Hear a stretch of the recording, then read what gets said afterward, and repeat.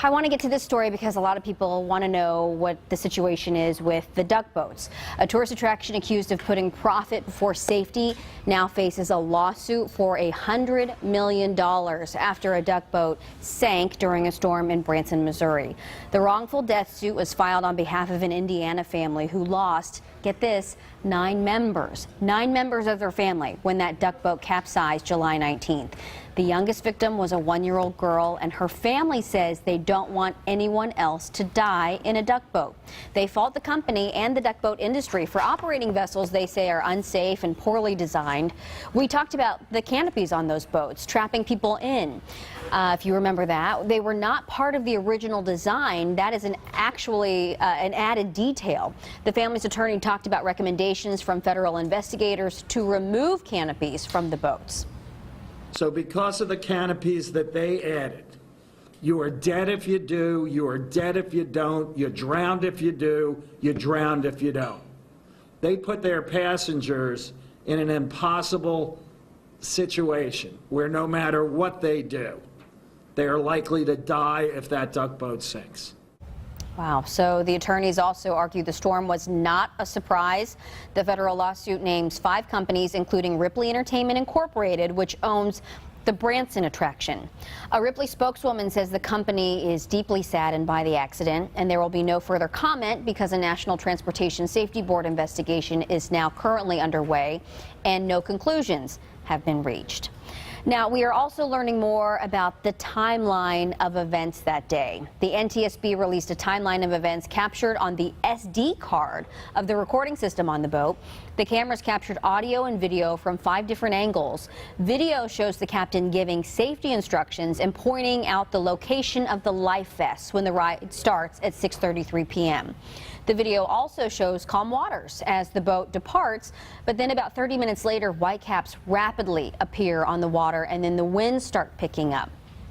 The weather worsens over a time span of about a minute, and the bilge alarm goes off, and that reveals that, the water is coming in faster than it can be pumped out. It also showed that the water was under the floorboards there. During the last 3 minutes before the video shuts off, the captain makes a radio call for help, and the boat is still above water at that time.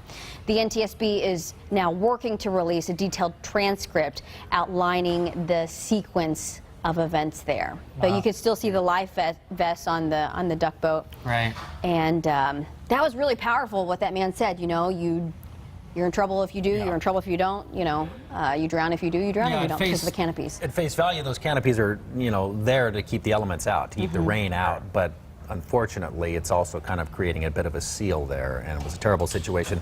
The video, not fully of the accident, but of the moments that led up to it, a lot of it was captured by a cell phone, somebody there on a dock in a restaurant. You hear them discussing, saying, boy, I wouldn't want to be out there, really wicked seas. I mean, that's really the big storyline there is, what were they doing out when it got that wicked? And it's almost like no business being out the there. captain didn't realize how severe of a situation it was. It was like, okay, there's water coming in, we're still floating, let's try to get back. No one needs to freak out yet. And then by the time it was like, okay, time now to abandon ship, it was too late. Well, there were 2 duck boats out on the water, and one made it back. That one didn't. And, I lived in Springfield, Branson, in that area for 8 years and covered it. And I asked my friends, I said, and they're all new still, I said, well, was the storm a surprise? Because some people are saying that. Yeah. And they said everyone knew that a storm was coming, but it was a weird storm. So I'm not saying that people weren't aware. They knew that a storm was coming, but it was kind of abnormal. Abnormal in the sense that it just happened really fast. And they said that the crew had many years of experience, but certainly when you read stuff like that, you think, gosh, I don't want to be on a duck boat. One thing I want to point out, the duck boats in Branson are not related to the duck boats in Seattle. Yeah. Right. So we always want to make sure that that's clear. Right. But I did see a duck boat out this weekend, and it was kind of weird to see that, to see people enjoying that when that happened. Right. Yeah.